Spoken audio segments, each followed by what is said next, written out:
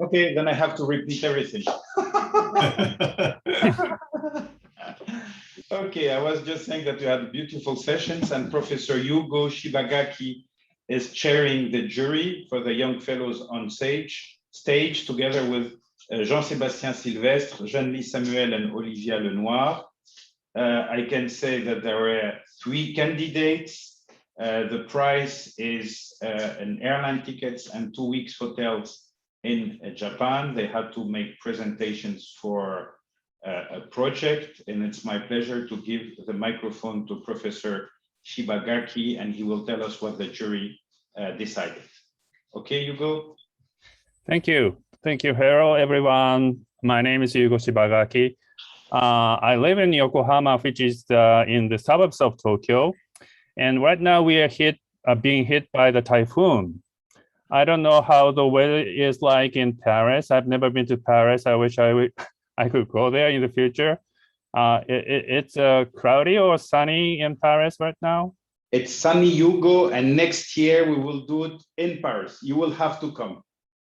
Thank you. I wish I could be there. Thank you very much. I am a nephrologist, and one of my research topic is the cardiorenal syndrome, which explains why I am invited to this meeting. I'm very thankful to organizers who generously have me here in this wonderful meeting. Now we are going on to session 3. Session 3 is titled as Young Fellows on Stage.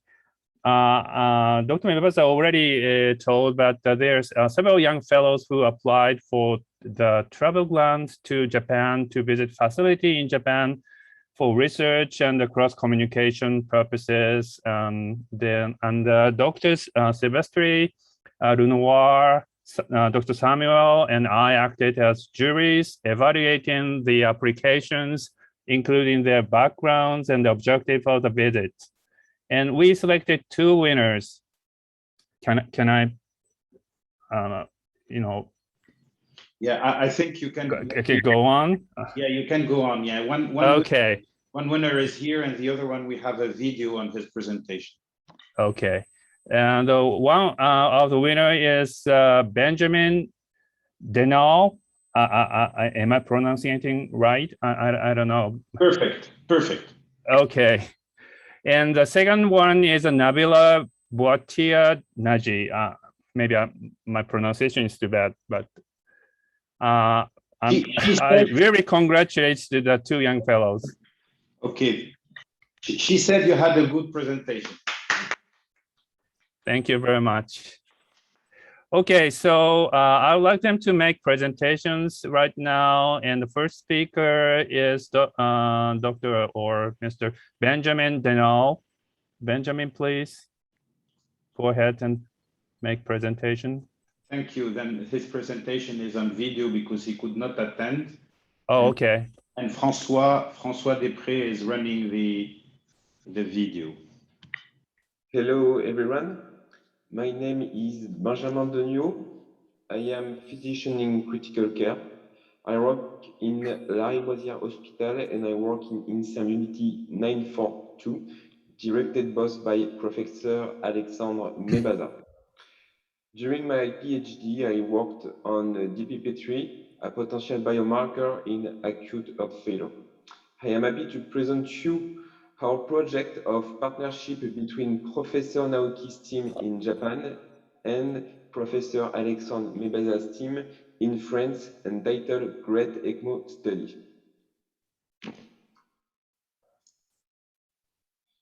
Acute heart failure is a worldwide problem. With more than 1 million patients affected each year, EHF is the first cause of hospital admission in Europe. Moreover, EHF is followed by a high morbidity and mortality rates.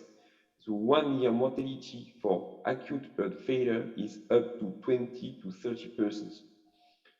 Cardiogenic shock is the most severe form of acute heart failure. Cardiogenic shock is a state of critical end organ hypoperfusion due to cardiac dysfunction. It's defined by the association of hypotension with the need of vasopressors associated with signs of impaired organ perfusion.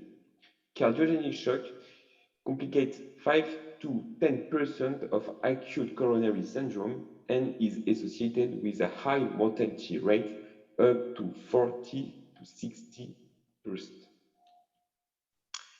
In 2018, Eishi Akiyama observed in an international multi-center retrospective cohort a difference in one-year mortality in EHF patients from East Asia and Europe.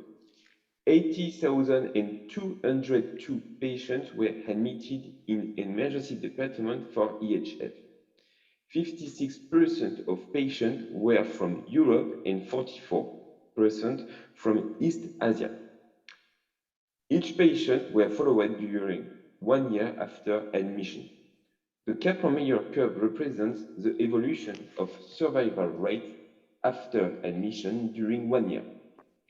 The red line represents East Asian patients and the blue one European patients. As you can observe, the 1-year mortality rate was clearly different between East Asian patients with a 1-year mortality rate of 18%,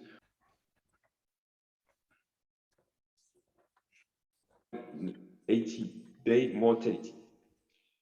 Patients in cardiogenic shock with high DPP3 levels at admission had higher 90-day mortality.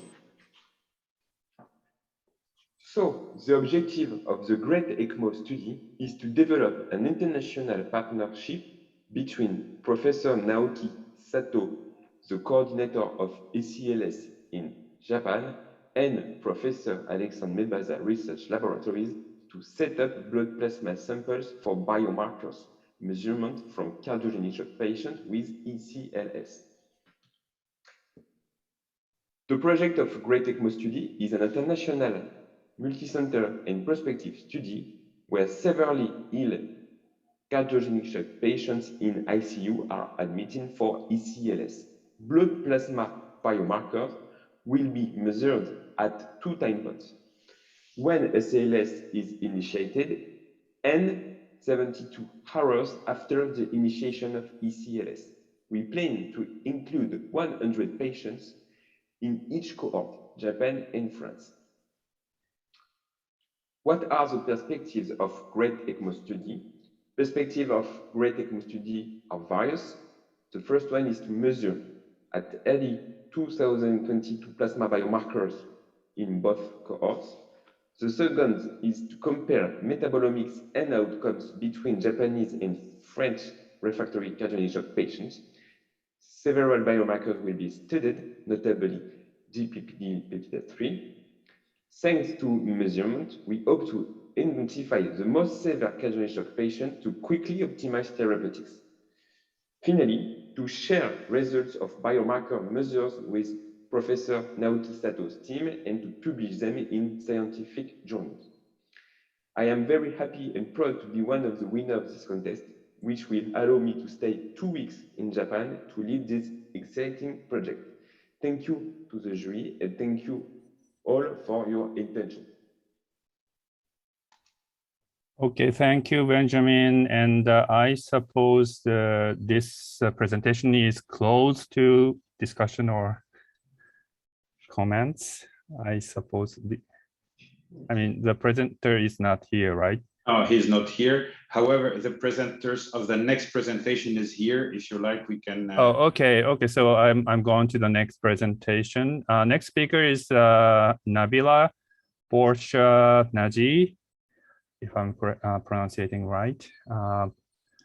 Nabila, please. Yes. Good morning.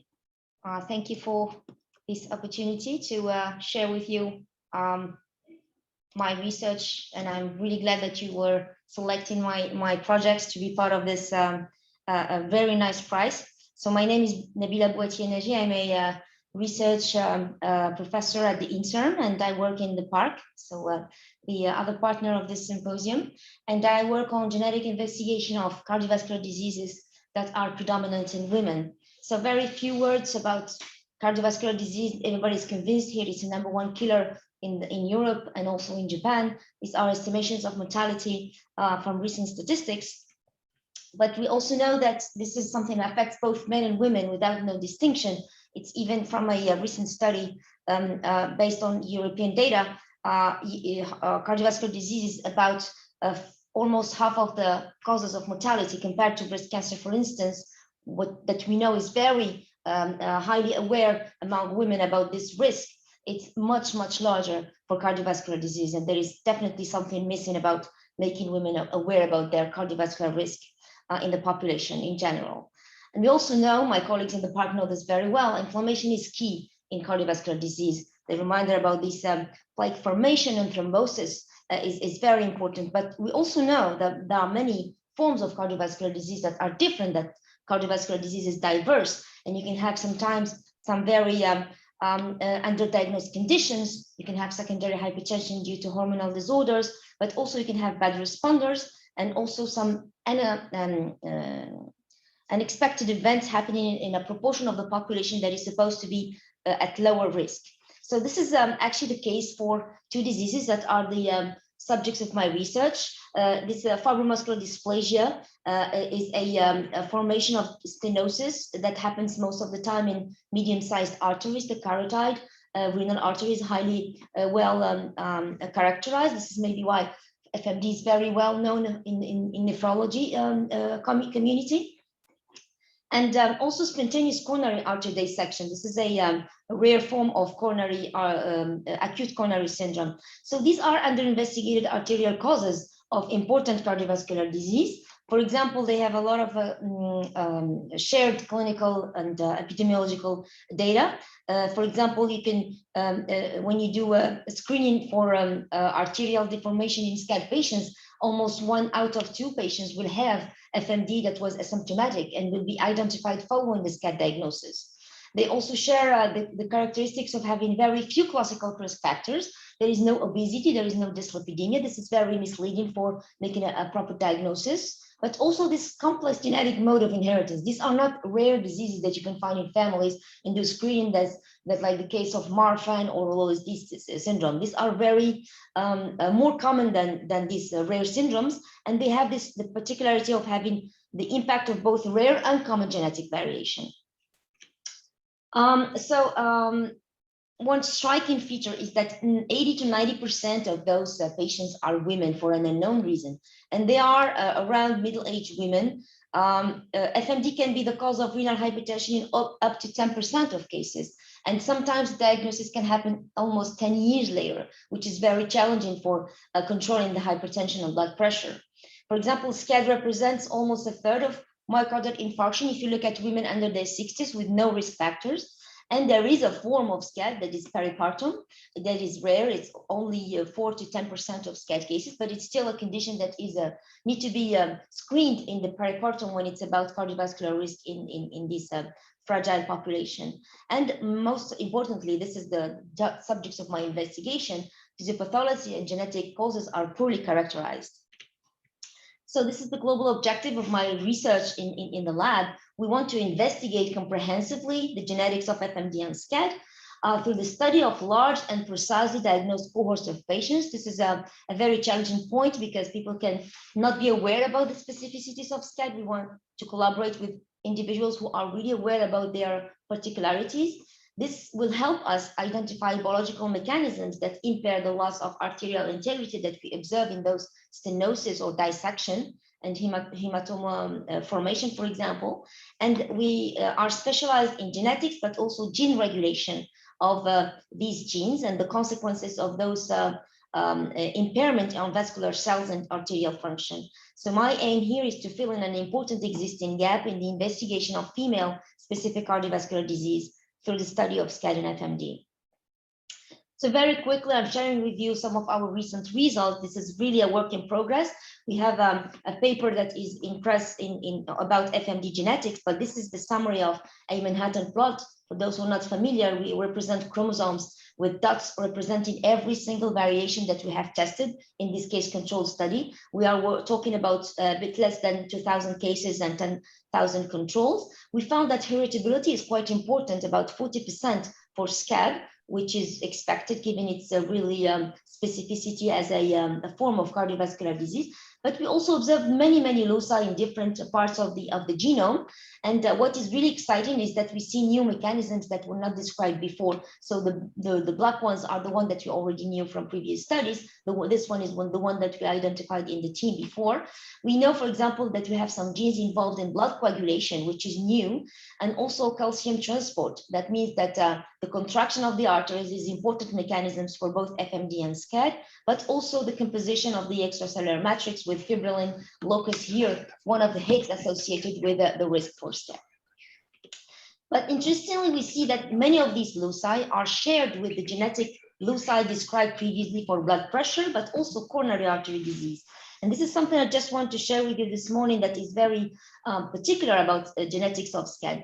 For example, in this work that we published a couple of years ago, this first locus that we described, we had actually 2 alleles that are in this locus given the risk. So the first one is the one that gives you high risk for fibromuscular dysplasia and SCAD, and it's as I told you, a very highly predominantly a female disease. But the same locus with the same variant is the complementary allele is associated with higher risk of CAD when you have atherosclerosis and thrombosis. And we all know that this is a more male biased population of patients. When you have, for example, this is the statistic I've got from the population when we conducted the genetics of CAD, you have almost the opposite. 3/4 of the patients are male. So maybe there is a difference in the genetics predisposition to female forms of cardiovascular disease and males. So this is not an exception, actually. From the loci we identify, we have at least 5 loci having exactly the same situation. When you are at risk for SCAD, you are protected from CAD and vice versa. And we do really want to understand why this is happening in this way, in this specific form of cardiovascular disease. So my aim of visiting Japan will be to collaborate with Professor Kaoru Ito in Riken in studying cardiovascular diseases. So he's a leader of a lab of cardiovascular genomics and informatics based in Tokyo. And I want to investigate the genetics of early onset women-specific ischemic heart disease in Biobank Japan. Biobank Japan was founded in 2003 and now includes almost 200,000 inclusions of clinical and genetic data. And it's a really very interesting resource because you have electronic health records, you have a lot of information from the clinic side, but you also have plasma and collection of DNA. And Professor Ito is an important investigator of this resource. So we want to make a project aiming to see if we validate our results obtained in the European patients, because SCAD patients for now are collected from US, from France, and from Australia, but not from Japan. And also try to understand if we can have some more precise precision about the signal of association. This is a very genetic, important aim in genetic studies, because you can have a lot of associations, but you don't know which one is the causal one that is going to be maybe have an importance for biology. We will also see if there is any association that would be specific to the population in genetics. There was a debate this morning about the importance of genetics. Is it different from population to population? Actually, it could be, specifically when you are looking at polygenic risk scores. You do need them to be based on the same population to apply them in clinics. You cannot use a polygenic risk score from Europe and apply it in Japan, for example. It doesn't work. We have tested this in the genetic community. It doesn't really work. And a recent study from Professor Ito showed that you need a population-specific polygenic risk score. And we will also use a trans-ethnic meta-analysis. This is a very standard way of combining different ethnic backgrounds using specifically adjustment for the ethnic origin of this population, because you can have different frequencies in the different population according when you are from in the globe, even though there are a lot of similarities, of course, between the genetic basis of cardiovascular disease between Europeans and Japanese. And also we will try to use the different specificities of the Japanese populations. As you know, moyamoya and intracranial aneurysm are very having a higher prevalence in Japan for a known reason. And there are maybe some connections between, for example, intracranial aneurysm and FMD and SCAD. This is something we came up from our recent studies, and we can use actually the genetics of all these traits together combined to try to find a new or cover what is missed from studying only those diseases alone. For example, moyamoya is very rare in Europe, and we cannot really study it in the same way that can be done in Japan. And having this resource that is, I think it's even 300,000 individuals, you can have a larger possibility to have more patients with a little bit more rare diseases. So that's it. I thank my team who contributed to all this work, and Professor Aito, who accepted to host me for this exciting new collaboration that I'm really happy to enhance thanks to this prize. So thank you very much. Thank you. Thank you, Nabila. That's a very impressive presentation. Am I supposed to ask the discussion or comments? Yeah, maybe if I can make, Hugo, if you agree, I'd like to make maybe a comment and a question. Yeah. And in fact, my comment is going to Japan is indeed interesting, and it's the source, but there is maybe other sources, which are the countries who received Japanese or received Asian patients. I'm thinking on Canada or United States. Hawaii, California. Exactly. And in fact, a few years ago, after AHE showed the difference between Japan and Europe, we went to Canada. And we compared the patients coming from East Asia for more than 35 years living in Canada and the people who were born in Canada, and we found exactly the same signal, meaning that it's a good model, I think, to extract genetics and show whether health conditions, nutrition, etc., can make a difference. It's a comment. I don't know whether you thought about this. It's a very important point. I think it's extremely important to see what actually this kind of diseases, this kind of genetics, is very sensitive to environmental impact. So for example, of the reasons we think SCAD may happen is stress and dealing with stress. It could be a precipitator of the event. So for example, a Japanese community women would have a different source of stress than those living in Canada or California or any other place when you have Japanese ancestry. So it could be the ideal situation to work on genetic causes of these diseases in different environments. It's definitely the reason. There is an example in obesity genetics. In Samoan population, they identified a variation that was only expressed in those Samoan because they were having a very high level of obesity, and you cannot find this in other countries. And for diabetes, there is a variation in diabetes in Greenland that was only identified there because there was a selection to concentrate the frequency of this variant that gives a high resistance to insulin, and not in people who were in other countries. The vascular disease. Yes. Do you have patients having a malformation in different territories? Like, do you have the patients the patient you showed us with the kidney? Yes. Do they have at the same time in the brain in other places, or is it different patients?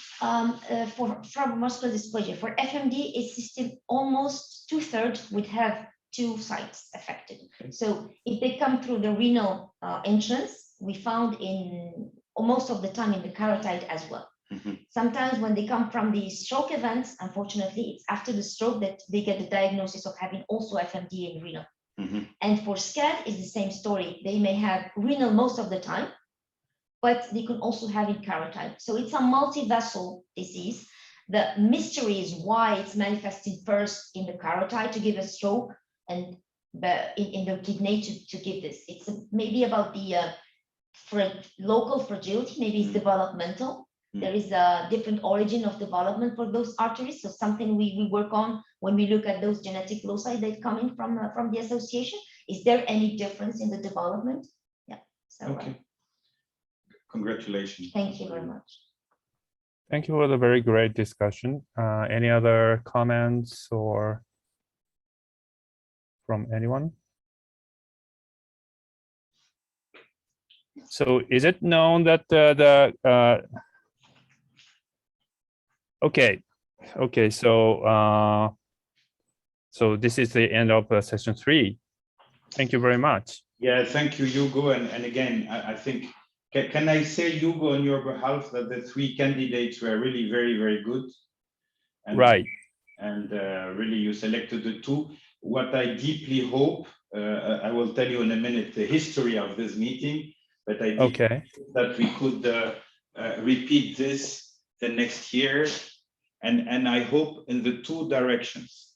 When we first, with Professor Sato and with Shiro, when we first applied 18 months ago, we thought to involve the Japanese institution of research and the French institution to have really Japanese fellow coming and French fellows going. Okay. And unfortunately, because of the COVID, the French institution, you heard this morning, the head of the international relationship, despite COVID, they said we should keep going. We love this workshop. And this is the reason why we have money to have French going to Japan. But I hope the next year, if we all agree, we can repeat it. First, look what the two fellows did in Japan as soon as the border will open, because we hope in 2022 the border will open and then the fellows, our two fellows, can go to Japan. But if everybody agrees, we would like to apply for a bilateral collaboration and have maybe more fellows, maybe 3 and 3, who knows, who can, and this would be very, very important for us. And again, thank you for the three, for you, Hugo, for the jury, and thanks for all the lectures. Now it's my time for conclusion, and we will have Mr. Takenushi from the Embassy of Japan and France, Professor Didier Marty-Dessus from the French Embassy in Japan, and Professor Sato and myself, we will conclude. Then it is my great pleasure to ask Mr. Yuzuke Takenushi from the Japanese Embassy in France to give a few words. And thank you very much for participating. Yes, so thank you for the kind introduction. My name is Yosuke Takenuchi, in charge of science and technology policy at the Japanese Embassy in Paris. And first of all, I would like to thank you for allowing me to participate in this wonderful seminar today on behalf of the Japanese Embassy. And although I do not have a medical background personally and was not able to fully catch the contents of the discussion today, but I'm very glad that the seminar was so successful with the lively and very meaningful discussions by the participants from both countries. And I would also like to congratulate the two winners who have just won the air tickets to Japan. And I really hope that the restriction on the travel to Japan will be lifted soon, and we will again be able to come and go freely. And I have learned that Franco-Japanese cooperation on this topic started more than 10 years ago when Professor Mebata and Professor Sato met the Great Association and have elaborated a collaborative relationship. And it is so amazing that the collaborative relationship is continuing, and despite the restriction due to COVID during this period, I think it was not easy for all of you to overcome such difficulties and realize today's seminar. I'd like to express my gratitude to all of you who worked so hard to make it happen. And looking into the policies related to science and technology of both countries, in France, research planning law has been enacted that sets out a 10-year research strategy starting this year. And similarly, Japan has just formulated the science and technology innovation basic plan this year, which will run for 5 years, starting from this year.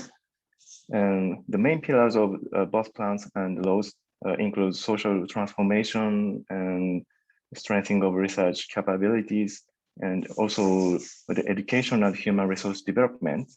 And I see there are so many similarities in the challenges that Japan and France are facing.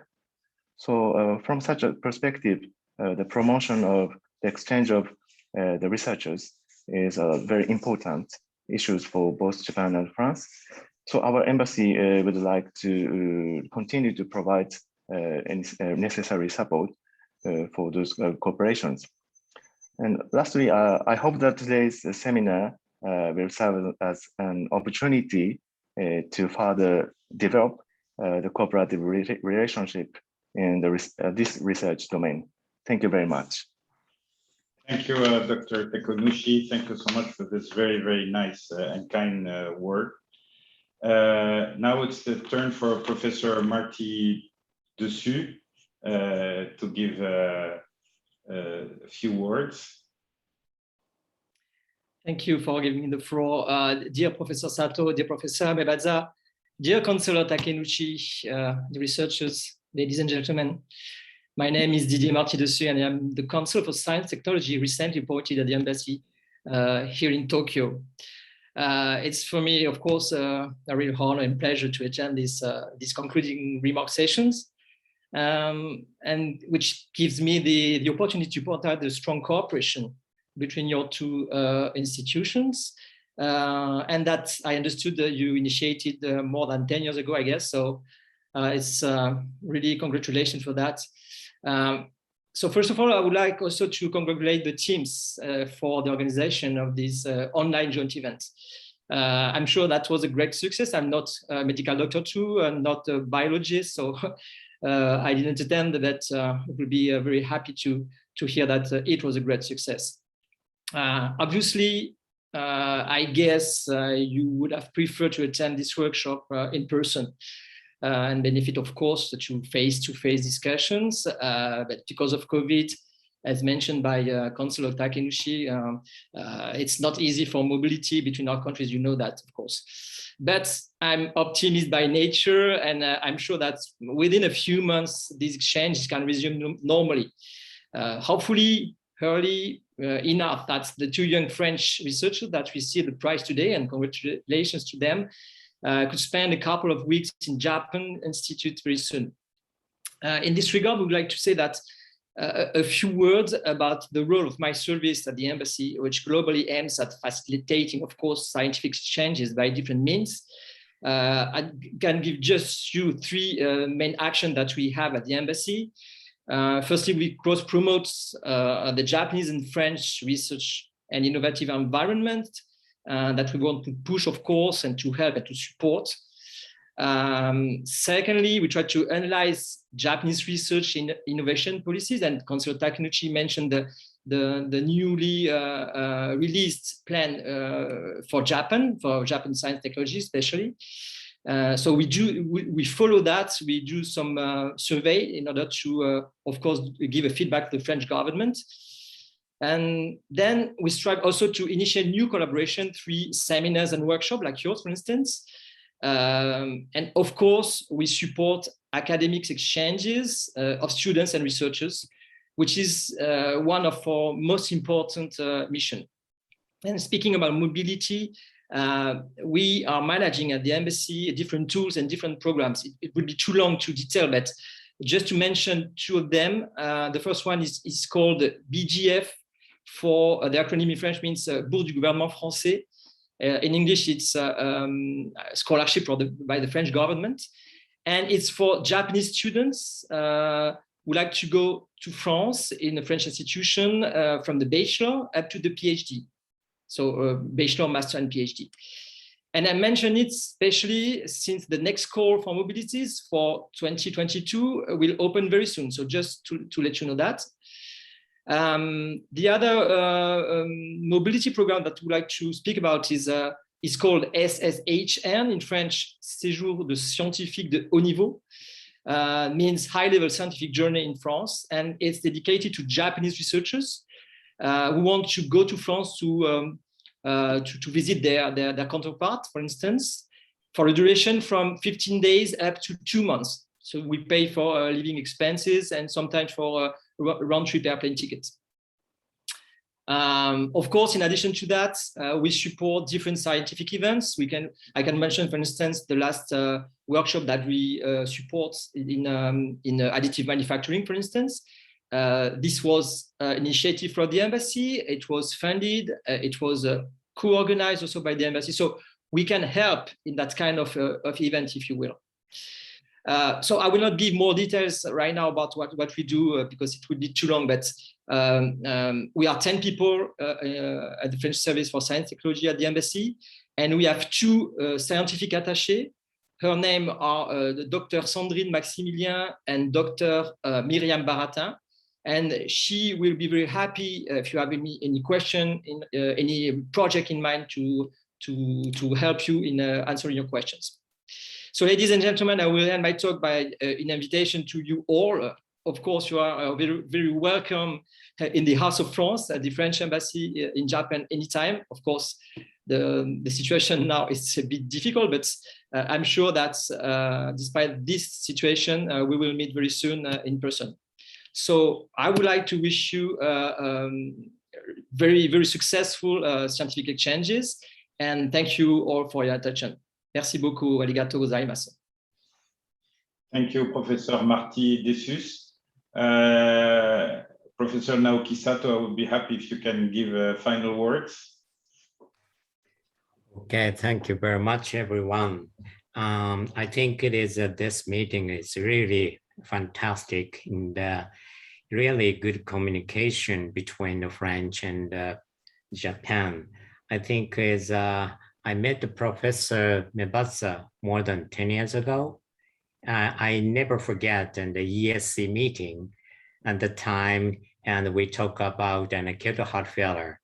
And I have already have the data in our 10th registry and the good communication. And then,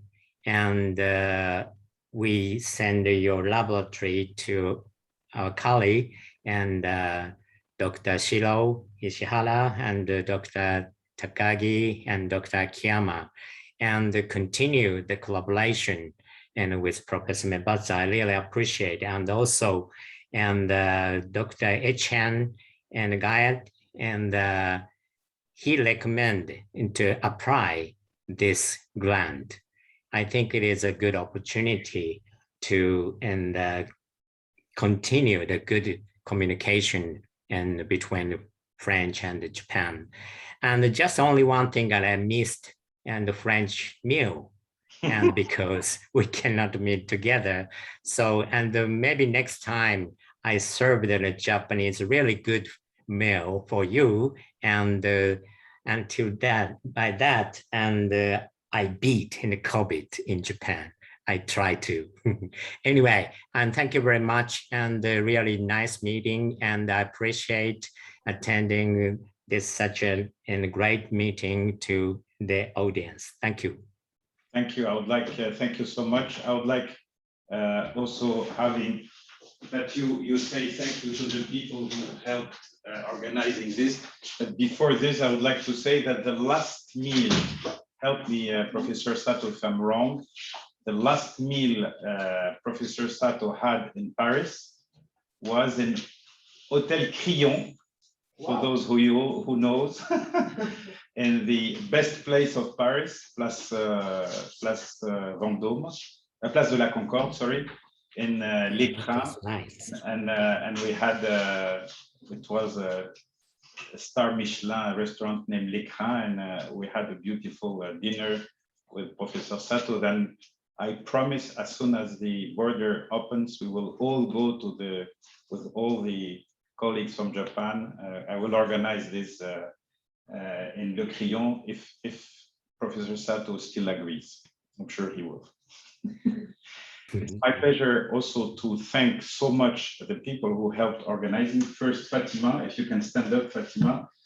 Fatima is the chief project manager here in our department for putting all the science together, and she was really hard worker to put all this together. And she was helped by Carol and Karima, who are the 2 assistants of the research lab. And Karima and Carol, and Karima is known by all the Japanese fellows because she helped doing all the paperwork and have carte de séjour and all the horrible thing that we need to cross the border and come to live in France. Again, thank you so much. I guess we learned so much. Fatima, I think the session was recorded. Yes. Our plan is to have this recording translated in French, In English, transcripted. in English, in Japanese. We'll try. We will try to have it transcripted in Japanese, French, English, and then it will be accessible to everyone. Then they can listen to the whole session, and even if they have some hard time for one point or another to understand, there will be some transcription done. And I would like really to thank INSERM. This was done because of INSERM, and thanks so much. Also thank the new Institute of Cardiovascular Sciences with Jean-Sébastien and Chantal, who were really instrumental. And thank all the organizations like the FSU who organized it. And thank you so much. Thank you to all of you. Thanks to our representative of the two embassies. And we hope to see you very, very soon. Okay, thank you. See you soon. Bye-bye. Be safe. Bye. Arigato. Thank you so much. guys. Bye. Bye-bye. Thank you so much.